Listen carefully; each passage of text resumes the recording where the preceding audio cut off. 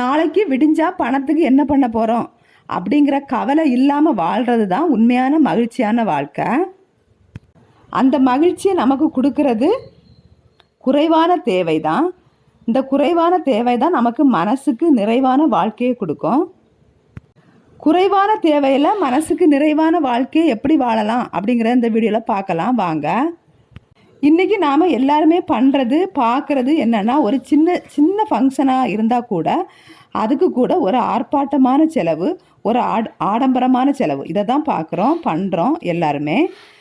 நம்ம வீட்டிலே எடுத்துக்குவோமே, ட்ரெஸ்ஸு ஒரு நாள் தான் போடுவோம். அந்த ட்ரெஸ்ஸு அதுக்கு 4000 5000 ரூபாய், ஏன் 10,000 ரூபாய் கொடுத்து கூட ட்ரெஸ் எல்லாம் வாங்குகிறாங்க. வாங்கி அதை அடுத்து ஃபங்க்ஷனுக்கு போடுறதும் இல்லை, அது அப்படியே இருந்து தூசி குடிக்கும். என்ன நிறைய பேர் சொல்கிறாங்க, குத்துது அதனால் போடலை அப்படின்னு சொல்லி. இன்னும் இல்லாமல் எந்த எக்ஸிபிஷன் போனாலும், எந்த இதுக்கு போனாலும், எங்கே போனாலும் புக்ஸாக வாங்கி குமிக்கிறது. அது தூசி பிடிச்சி அழுக்கு பிடிச்சி அப்படியே ஒரு இடத்துல குமிஞ்சி இருக்கும். அதை படிக்கிறதும் இல்லை. இப்படியே நம்ம ஷாப்பிங்கிற பேரில் ட்ரெஸ்ஸையும் புக்ஸையும் வாங்கி வாங்கி குமிக்கிறோம். இது கிச்சனுக்கு போனால் இது வேறு கதை. கிச்சனில் போனால் எத்தனை தட்டு, எத்தனை டம்ளர்.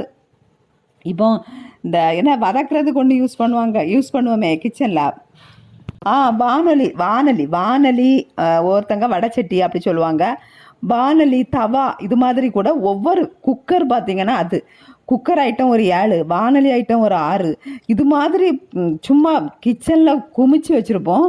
எதுக்குன்னே தெரியாது. கிச்சனை அடைக்கிறத தவிர இது வேறு எதுக்குமே யூஸ் ஆகாது. அடுத்து என்னென்னா, ஓரமாக தான் படுத்திருக்கோம் வீட்டில் வளர்க்குற நாய்க்குட்டி. அதுக்கு கூட நிறைய விளையாட்டு சாதனங்கள்லாம் வாங்கி ஷாப்பிங் போகிறோம். எதுக்கு ஷாப்பிங் போகணும்னு தெரியாமலே நாய்க்கு சாதனம் வாங்க போகிறோன்னு சொல்லி வீடு நிறைய நாய்க்கு சாதனம் வாங்கி வேற குமிச்சு வச்சுருப்போம்.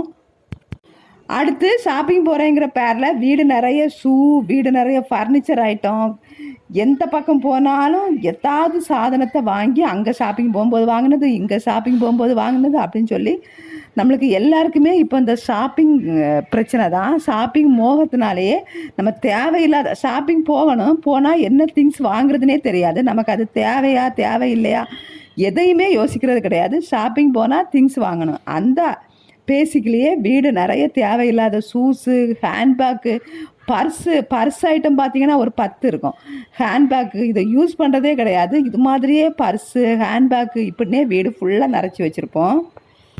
இந்த தேவையில்லாத விஷயத்தை நம்ம பார்க்கும்போது நமக்கு என்ன ஒன்று நல்லா புரியணும் அப்படின்னா, ஷாப்பிங் அப்படிங்கிற ஒரு தேவையில்லாத விஷயத்துக்கு நாம் எல்லாருமே அடிமையாக இருக்கிறோம் அப்படிங்கிற விஷயத்தை தான் இந்த தேவையில்லாத வீட்டில் குமிஞ்சிருக்கிற பொருட்கள் எல்லாம் காட்டுது. இந்த தேவையில்லாத பொருட்களை நாம் வாங்குறத அவாய்ட் பண்ணணும்னா நம்ம மினிமலிசம் அப்படிங்கிற ஒரு கான்செப்டை நம்ம வாழ்க்கையில் கடைப்பிடிக்கணும். பார்க்கலாம் இந்த மினிமலிசம்னா என்ன அப்படின்னு. மினிமலிசம் அப்படிங்கிறது காசை அப்படியே கெட்டியாக பிடிச்சி வச்சுக்கிட்டு எதுக்குமே செலவு பண்ண மாட்டேன் அப்படின்னு சொல்கிற கஞ்சத்தனமும் கிடையாது. ரொம்ப ரொம்ப முக்கியமான தேவைக்கு கூட பொருளை ரொம்ப தேடி அடிமட்ட ரேட்டுக்கு தான் கிடைச்சாதான் வாங்குவேன் அப்படின்னு நினைக்கிற சிக்கனமும் கிடையாது. ஒரு பொருள் நமக்கு இப்போ தேவைதானா அப்படின்னு தீர்க்கமாக யோசித்து வாங்குகிற பழக்கம், இதை தான் மினிமலிசம் அப்படிங்கிற கான்செப்டில் வருது.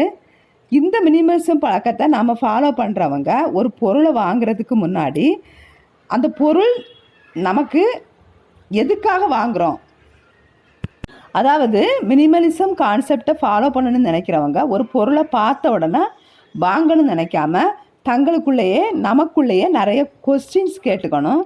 அதாவது என்னென்னா, இந்த பொருள் எனக்கு இப்போ தேவைதானா, நான் இதை கடைசி வரைக்கும் யூஸ் பண்ணுவேனா, நான் இதை எதுக்கு வாங்க விரும்புகிறேன், இது என்னோட ஆசையா தேவையா, இல்லை அடுத்தவங்களை நான் இம்ப்ரெஸ் பண்ணணும், அடுத்தவங்க மத்தியில் நான் என்ன கெத்தாக காமிக்கணும், அதுக்காக நான் வாங்குறேன்னா, எதுக்காக இதை வாங்குகிறேன் அப்படின்னு நீங்களே உங்களை கேள்வி கேட்டு நம்ம கேள்வி கேட்டு அதுக்கு ஒரு நல்ல முடிவுக்கு வரணும். இதுதான் மினிமலிசம் கான்செப்ட். சும்மா பார்த்த உடனே பார்க்குற திங்ஸ் எல்லாம் வாங்குறது மினிமலிசம் கான்செப்டில் வரவும் செய்யாது. அதனால நமக்கு கடன் மட்டும் தான் வரும். ஷாப்பிங் மட்டுமா வேஸ்ட்டாக பண்ணுறோம். இஎம்ஐயில் கிடைக்கு அப்படிங்கிறதுக்காக தேவையில்லாத ஃபர்னிச்சர், தேவையில்லாத இந்த டிவி, ஃபோன் எது எது இஎம்ஐயில் கிடைச்சாலும் உடனே வாங்கி போட்டுறது. நிறைய வீட்டிலலாம் பார்த்தீங்கன்னா வேஸ்ட்டு திங்ஸ் வைக்கிறதுக்கு தான் டைனிங் டேபிளே யூஸ் பண்ணுறாங்க. சோஃபா செட்டை அழுக்கு துணியும் துவைச்சி போட்ட துணியும் போடுறதுக்கே சோஃபா செட்டை யூஸ் பண்ணுறாங்க. இதுக்கு இஎம்ஐயில் கிடைக்குதுன்னு சொல்லி அதுக்கு வேறு வட்டி கட்டி நாம் வந்து திங்ஸ் எல்லாம் வாங்கி போடுறோம்.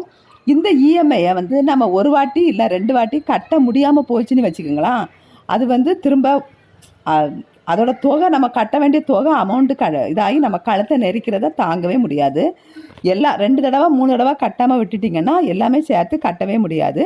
இப்படி தான் கடன் பிரச்சனையில் நாம் எல்லாருமே மூழ்கி போகிறோம். இது இல்லாமல் ஒரு கிளாஸ் விடுறது கிடையாது. என்னது, இந்த டான்ஸ் கிளாஸ் போகிறோம், பாட்டு கிளாஸுக்கு போகிறோம், ஜிம்முக்கு போகிறோம், ட்ராயிங் கிளாஸுக்கு போகிறோம். இப்படி சொல்லியே பிள்ளைங்களை கூப்பிட்டு அது ஒவ்வொரு கிளாஸுக்கு போகிறதுக்கு அது ஒரு பெட்ரோல் வேறு. இனி ஒரு பிள்ளைங்க என்ன ரோபோட்டா எத்தனை கிளாஸுக்கு தான் போவாங்க? பாட்டு கிளாஸு 2 நாள் போனாங்கன்னா அடுத்து 2 நாள் டான்ஸ் கிளாஸ். இதுக்கு வந்து மாதம் பணம் வேற கட்டுறோம். ஏதாவது ஒரு கிளாஸை சூஸ் பண்ணி அதுக்கு போகிறது கிடையாது. ஸ்கூலில் படிக்கிற பாடத்தை நல்லா படிக்கிறது கிடையாது. எல்லாத்தையும் அறகுறை வச்சுட்டு ஒவ்வொரு கிளாஸுக்காக போகிறது. நமக்கு முக்கியமான தேவை எது நமக்கு தேவை அப்படின்னு நீங்கள் எடுத்துட்டிங்கன்னா, வீடு, சாப்பாடு ஹெல்த்தியான சாப்பாடு, அதை கண்டிப்பாக ஞாபகம் வச்சுக்கோங்க. ஹோட்டல் சாப்பாடு கிடையாது. நமக்கு முக்கியமான தேவை அதுதான். கூடவே மெடிக்கல் வருது. இப்போ முன்னாடி உணவு, உடை, உறவிடம் இப்படி தான் சொல்லிக்கிட்டு இருந்தாங்க. சாப்பிட உணவு, உடுக்க உடை, அப்புறம் வந்து வசிக்க ஒரு வீடு. ஆனால் இப்போ கூடுதலாக மெடிக்கல் சேர்ந்துருக்கு. இப்போ இந்த உணவு, உடை, உறவிடம், அதாவது ஹவுஸு, டிரான்ஸ்போர்ட், ஃபுட்டு, மெடிக்கல், இது வந்து நம்மளோட தேவை.